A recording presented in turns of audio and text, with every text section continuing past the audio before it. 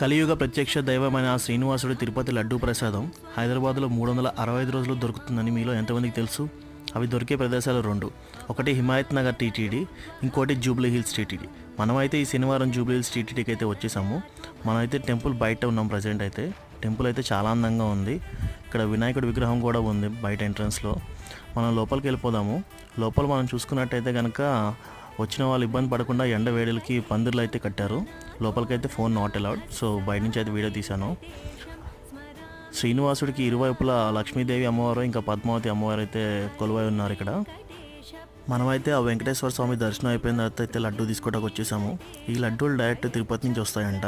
ఒక లడ్డు వచ్చేసి 50 రూపాయలు. ప్రతిరోజు ఇది అవైలబిలిటీలో ఉంటాయి. ఇదిగోండి ఒక్క రోజులో ఇన్ని ట్రేస్ అయిపోయినాయి. అది కాకుండా ప్రతి శనివారం ఇక్కడైతే అన్నప్రసాదం అయితే జరుగుతుంది. సో మీరైతే ఈసారి కుదిరితే కనుక ఈ శనివారం రండి, ఎందుకంటే హాలిడే కాబట్టి. Thank you.